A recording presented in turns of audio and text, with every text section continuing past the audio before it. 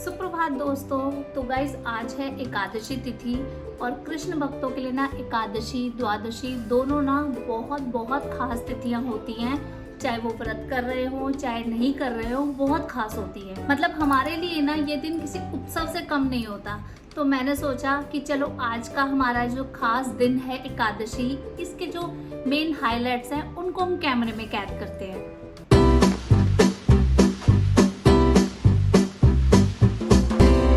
तो चलो जल्दी जल्दी शुरू करते हैं, क्योंकि सब कुछ करने के बाद, पूजा पाठ करने के बाद बुटीक भी जाना है।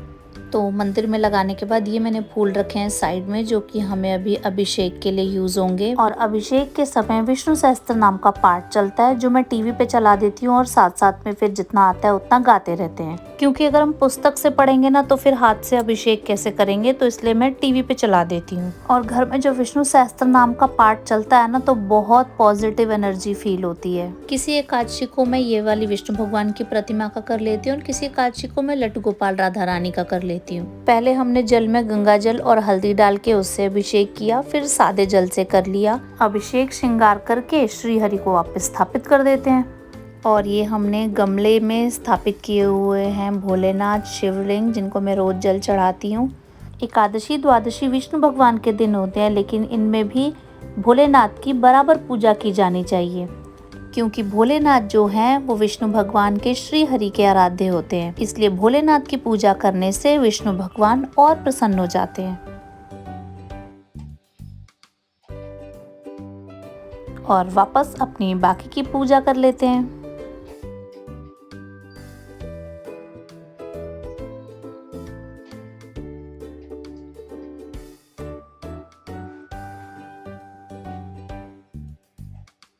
और पूजा आरती के बाद हमें करनी है बच्चों के खाने की तैयारी।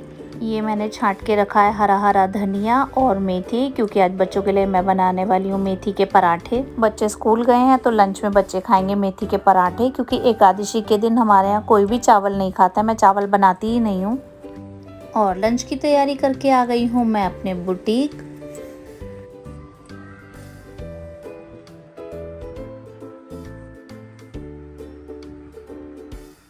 और ये हमारे बुटीक पे सफाई वाली दीदी कर रही हैं सफाई।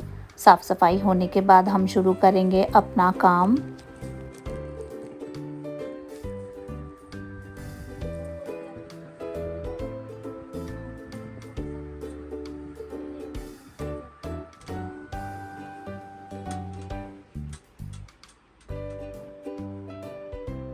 तो दोस्तों ये है हमारे बुटीक से व्यू। नीचे एक छोटा सा कैफ़े है और ये है मेरा छोटा सा बुटीक। अभी मैं आपको दिखाती हूँ अपना बुटीक अंदर से। तो अब चलते हैं घर, क्योंकि बच्चे भी स्कूल से आ गए होंगे। घर आके हाथ मुंह धो के फ्रेश होके अब मैं करा रही हूँ बच्चों को लंच। जो मेथी का आटा मैंने रेडी किया था, मेथी के पराठे। और ये पराठे ना बच्चे केचप अचार रायते के साथ भी बहुत अच्छे से खा लेते हैं, तो मुझे टेंशन नहीं रहती। और बच्चों को खाना खिलाने के बाद वापस से किचन को एकदम साफ सफाई करके मैं बना रही हूँ शुद्ध फलाहार भगवान जी को भोग लगाने के लिए, जो मैं बनाने वाली हूँ शकरकंदी से। सुबह जाते में ही मैं शकरकंदी बॉईल करके गई थी, शाम के लिए साबूदाना भिगोकर चली गई थी और धनिया तो मैं साफ करके धो के रख के गई थी। ये मैं बना रही हूँ कैरामलाइज स्वीट पोटैटो, जिसकी रेसिपी मैंने पहले भी डाली हुई है। मुझे बहुत इजी और अच्छा लगता है व्रत में। और ये मैंने चढ़ाया हुआ है बनाने के लिए घी।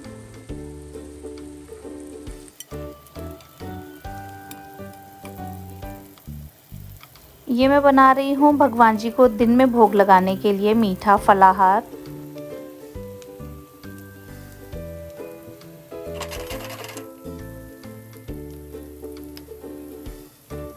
और यहाँ शुरू हो गई है शाम के फलाहार की तैयारी। मैं कर रही हूँ सिंगदाना फ्राई।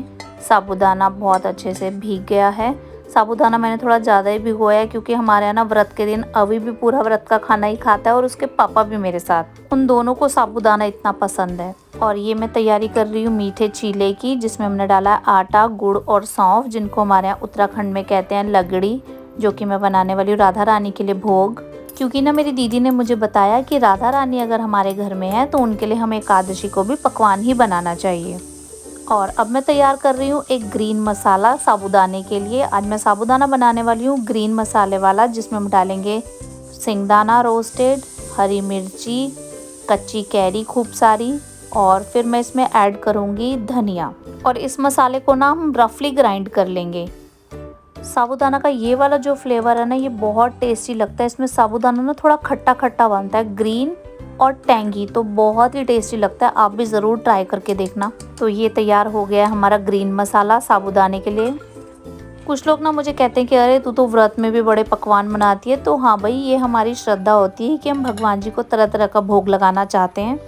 और व्रत का मतलब ना सिर्फ भूखे रहना नहीं होता है, व्रत का मतलब होता है अनुशासन। फिर चाहे वो खाने का हो, चाहे विचारों का हो, चाहे कर्मों का हो, चाहे वाणी का हो, हर तरह का अनुशासन ही व्रत होता है। ये है साबूदाना में डालने के लिए उबले हुए आलू, जो बहुत गर्म है। और ये हमने जो दिन में घी बनाया था ना, उसी में मैं छौंक रही हूँ साबूदाना एक बड़े से पैन में। जीरे का तड़का डाल लेते हैं। आज मैं इसमें हरी मिर्ची नहीं डाल रही हूँ, क्योंकि हरी मिर्ची हमने मसाले में ऑलरेडी ग्राइंड कर ली है। और अब उबले हुए आलू डाल के थोड़ा सा हम इनको फ्राई कर लेंगे।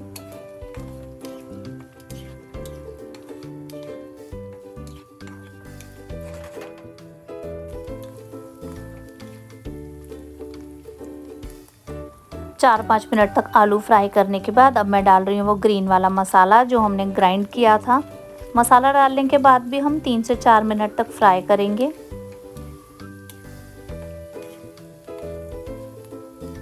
आलू और मसाला अच्छे से मिक्स हो गए हैं। अब हम उसमें डाल देते हैं अपना भीगा हुआ साबूदाना। अगर साबूदाना खिचड़ी अच्छी खिली खिली बनानी है ना, तो साबूदाना एकदम एक एक अलग अलग होना चाहिए, बिल्कुल भी स्टिकी नहीं होना चाहिए। जिसके लिए मैं डालती हूँ नाप कर, जितना साबूदाना होता है उससे 1.5 गुना पानी। जैसे कि अगर हमने 2 कप साबूदाना डाला है तो हम 3 कप पानी डाल देंगे उसको भिगोने के लिए। और एक क्वांटिटी और स्वाद के हिसाब से मैंने डाल दिया इसमें सेंधा नमक। और अब इसको मिक्स करते जाएंगे अच्छे से, ताकि हर एक साबूदाना की बॉल पे मसाला और नमक अच्छे से कोट हो जाए। और साबूदाना को ढक के खुला जैसे भी आप पकाना चाहें पका सकते हैं, बस साबूदाने का हर बॉल ट्रांसपेरेंट हो जाना चाहिए। इसका मतलब साबूदाना परफेक्टली पक चुका है।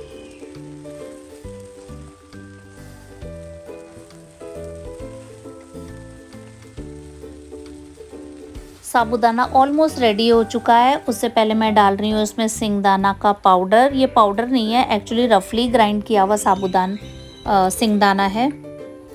और अब इसको भी हम अच्छे से मिक्स करते हुए 2 से 4 मिनट और पकाएंगे, क्योंकि साबूदाना हमारा पूरा अच्छे से पक चुका है। बस बहुत थोड़ी सी कसर बाकी है किसी किसी दाने में।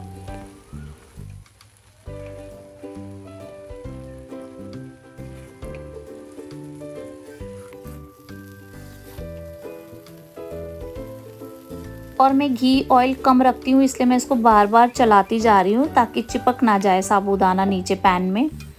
और हमारा साबूदाना एकदम रेडी हो गया है। अब हम इसको रख रहे हैं साइड में और बनाते हैं राधा रानी के लिए मीठे वाले चीले।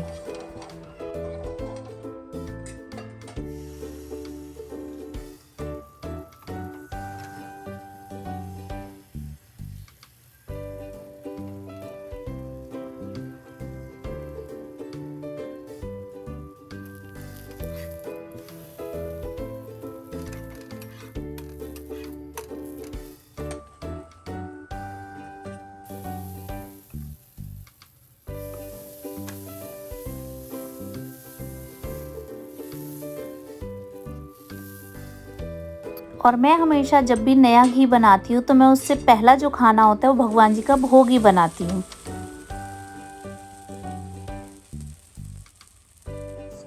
अब लगा लेते हैं भोग की थाली। ये हमारे भगवान जी की पार्टीशन वाली थाली है, जिसमें हमने रख दिया है एक में साबूदाना,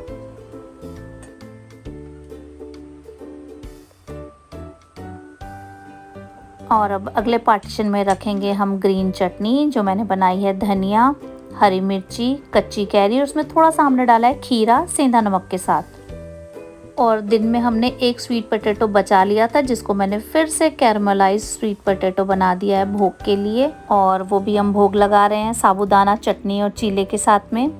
तो चलो बाकी शाम की पूजा करने और भोग लगाने। और भोग लगा के पूजा करके मैं भी खा लूँगी खाना फलाहार और अपना व्रत पूरा करूँगी।